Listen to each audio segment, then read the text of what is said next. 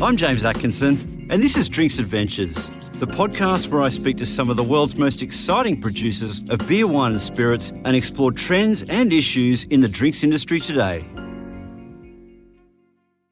Hi again, everyone. In this episode of the show, we're joined with one of Australia's best-known winemakers, Sue Hodder of Wynns Coonawarra Estate. Sue has just completed her 27th vintage at Wynns, where she oversees production of some of Australia's most cellared wines, including Black Label Cabernet. Together with Wynns' renowned viticulturist Alan Jenkins, Sue has transformed the quality and subtly redefined the style of Wynns' flagship Coonawarra Reds. Sue and Alan were joint winners of the 2010 Gourmet Traveller Winemaker of the Year award, among many other accolades Sue has picked up in her esteemed career. I hope you enjoy my chat with Sue, right after this message from one of our valued sponsors. Sue Hodder, thanks so much for joining me on the Drinks Adventures podcast. Great to be here, James. Wynns Black Label Cabernet, I've heard it said often that it's one of Australia's most cellared wines. Why do you think that is? Yes, Wynns Black Label Cabernet is one of Australia's most cellared wines, and I think that's to do with the fact that people know that it will age. It's a wine that's available too. It's not as if it's scarce or hard to find.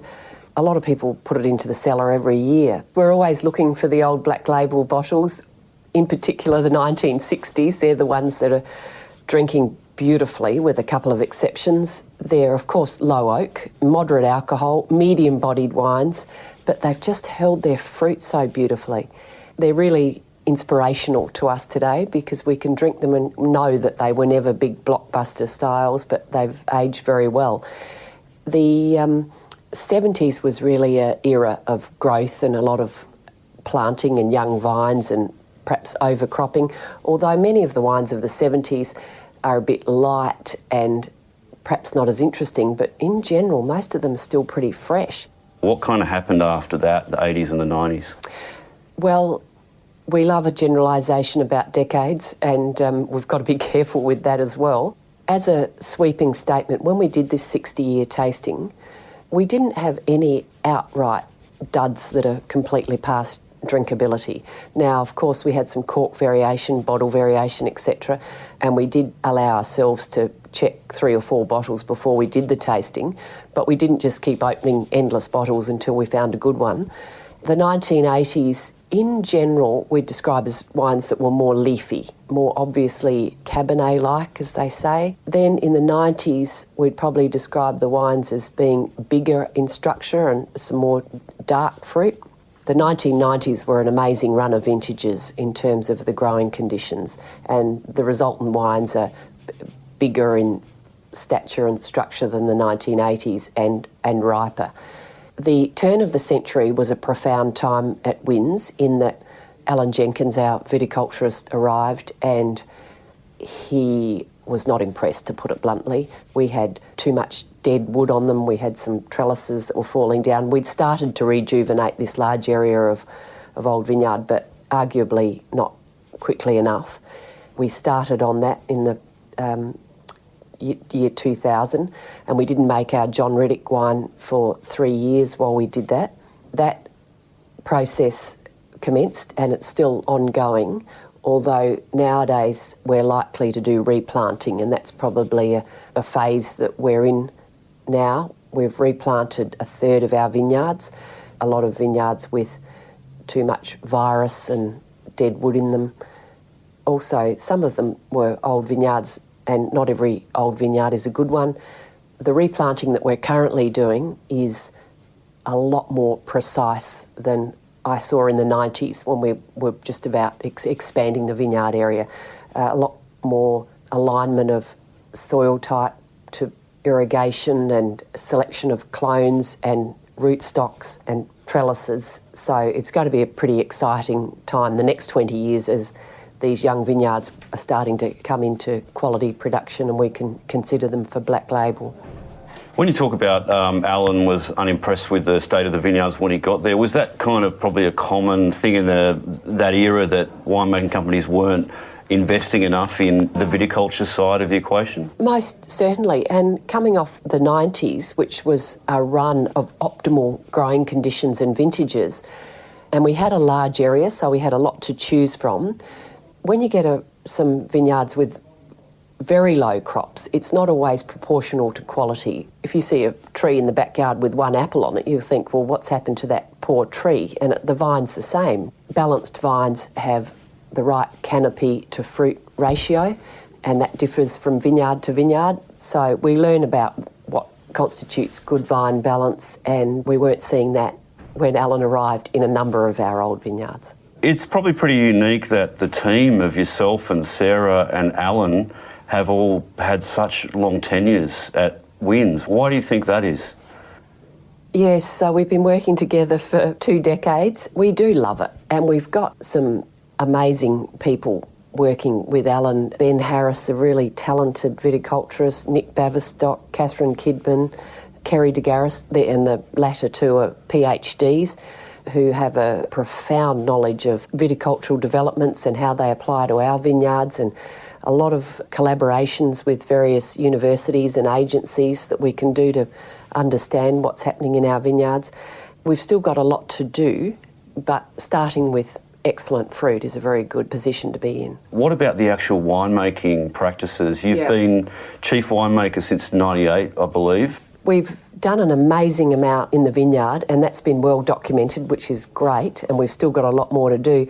But we've also done a lot in the winery too. We've got some new open fermenters, which we love. It's an opportunity to keep small parcels separate and press them and evaluate them, which is really important when you've got a large area of vineyard with different corners and treatments and opportunities to make small parcels.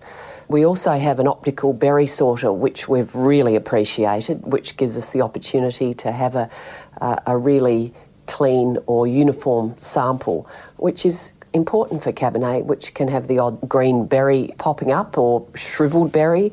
We like to be able to select them out. And previously you would have just been doing that by eye, yes, like manually? Yeah, we have selective harvesters, machine harvesters. We also do a bit of hand picking, so that would be done by eye, yes, but really a lot of it would not have been sorted, so we're relying on evenness in the vineyard, which is a bit of an ask. Now, we can't put all our grapes through the berry sorter, but we do love the results on the wines that we do use that for.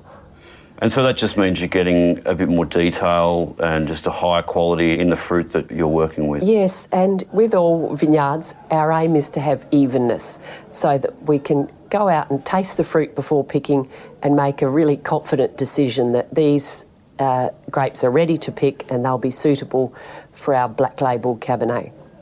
Now, if we can do that at moderate sugar levels, rather than having to wait for some of the berries, for example, that are green on the bunch to catch up to the others, if we can do that earlier when we think we've got evenness here at moderate sugar levels, that's when we'll get the style that we want. So we'll end up with wines that have a reasonable alcohol, and we like to be in the 13s or low 14s. They haven't depleted all their acid yet, and they still have a brightness to them. Now, if all those things align, it's great. And we feel like we got a better chance of doing that with these older vineyards that are nice and even. Now, the berry sorter gives us that added opportunity for evenness. And from what I understand, Wynns is one of very few wineries in Australia that has one of those. Yes, we're one of the few that have the optical berry sorter. Some have another version of that, which is also useful, but I'd like to get another one. I'm heading off to Bordeaux tomorrow, and in a couple of weeks' time they will have started their vintage, and I expect to see a few of those optical berry sorters in action over there. If you were to compare the sort of Cabernet you're making Coonawarra with that of Margaret River and that of Bordeaux, what are the sort of contrasts and similarities that you see in those different styles?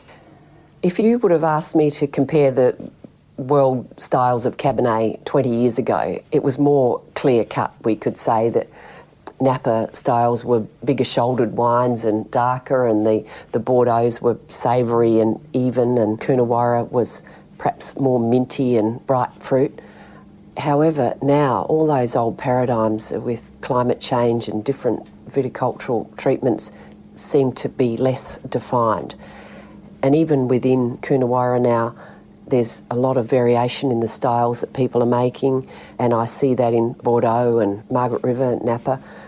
It's probably more about each producer. We describe the Wynns Coonawarra wines as being medium-bodied with this dark cherry character and a fine structure. Now, some of our neighbours are making bigger, darker wines, but some of my favourite makers in Margaret River and Bordeaux are making wines that I think would be quite similar to ours in weight and structure. They have their own character or flavours. Would you say, though, that Coonawarra Cabernet is a bit bigger in style than Margaret River overall?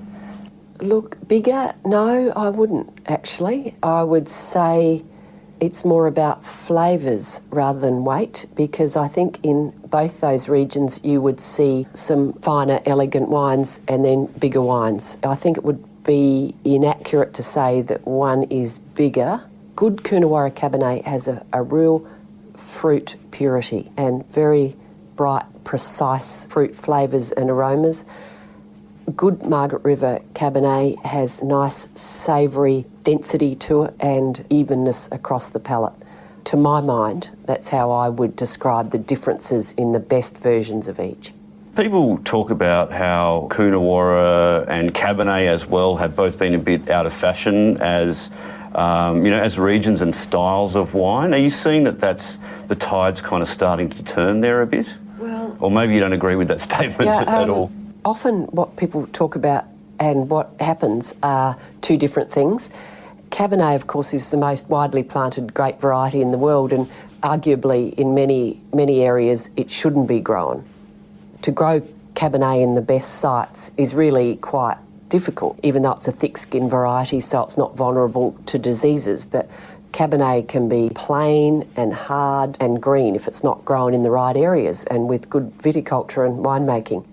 Good Cabernet that is balanced and age-worthy has never really been out of fashion. And if you look at the market data and the trends and the grape prices at the moment for good quality Cabernet, they've never been higher. I think it's inaccurate that it's out of fashion. It's one of these narratives that you just see said all the time by wine writers, though, I would say. Well, look, it can be. And I know that there are makers of Cabernet in some areas that are not known for the variety that are struggling to sell theirs. Climate change is not always right for Cabernet. If it gets too hot, it's dry and hard. So I can understand that. But good quality Cabernet is not hard to sell. In fact, it's in very short supply. We've got Wednesday 2019 coming up, and one of the interesting releases this year is the Odays Vineyard release, which is a field blend. What inspired that choice?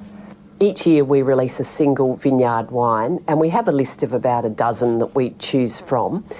And in 2016, we made a field blend from the Odays Vineyard. Now, that was planted in the 1980s, and it was a trial vineyard with several clones of Cabernet and then Merlot, Cabernet Franc and Malbec. And it was a warmer year for us, and all these varieties miraculously aligned to be ripe at the same time. And so we picked and fermented them together after berry sorting. And now we have this Odays field blend from this nice little vineyard. It's a 3-hectare vineyard that's a genuine field blend of the 4 varieties. Is that a bit of a leap of faith, choosing to ferment them together? Yes, it is. But of course we don't decide to bottle it until the last possible minute. So it's had 12 to 15 months in oak, and then we decide, well, look, this still looks great. It's a great story, beautiful little vineyard, let's go for it. It was obviously a big move to add a Black Label Shiraz into the Wynns range. What was the decision-making process there? Well, James, thanks for raising Shiraz, because it really is an important variety to us. And the oldest vineyards in Coonawarra are in fact Shiraz. The oldest we have is from the 1890s, a little vineyard called Andulia. And in recent decades, of course, the affinity with Cabernet has overshadowed Shiraz. And every Australian region, of course, has Shiraz. It's ubiquitous in Australia. But we believe the best Shiraz vineyards in Coonawarra are equal to anything in Australia. We truly love them. And climate change and a lot more viticultural scrutiny and detail has been really good for our Shiraz. Alan and his team have done an amazing job. They've removed some Shiraz vineyards that were in the wrong sites, and we've replanted over the last few years. 2010 was an incredible year around Australia and including Coonawarra, and we had this beautiful Shiraz from old vineyards. So we bottled it into a Pinot or Syrah-like bottle. It's an old vine wine, although we've only introduced the old vine onto the label in 2016. But we had all these lovely old Shiraz vineyards that we weren't keeping separate or telling the story of, and the Black Label bottling gave us the opportunity to do that. It's not a single vineyard wine, it is a combination of a few vineyards? The Black Label Shiraz is not a single vineyard wine. However, we only use vineyards that are older than 50 years. And we have two vineyards, one of them planted in the 20s and one from the 1890s, and they're the backbone of this blend. All of the wine critics who I follow are all sort of unanimous that the Wynns wines have really continued to improve over recent years. From what you've told me about a lot of the work that's still happening now, is there only going to be more improvement in the next decades? Our wines should continue to improve as we seek to understand our vineyards, and we're forever on that endeavour. But also the winemaking that we're doing should continue to improve as we try new approaches with different yeasts and bacteria and natural ferments and what all that means for our wines. For example, yesterday we tasted all the oak trials that we have going on in the winery at the moment. We do these oak trials where we have two different wines that are put into 20 different oak types, and to taste them next to each other is an incredible tasting.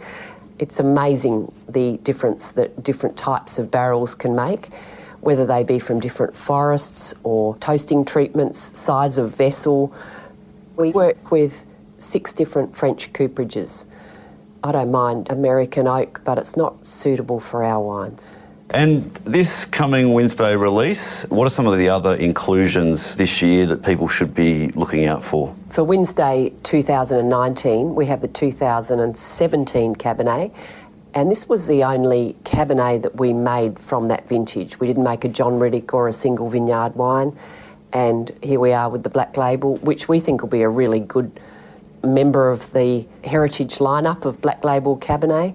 We also have 3 wines from 2016, which was a warmer and drier vintage. The wines are quite fruity and rounder and softer. 2 contrasting vintages.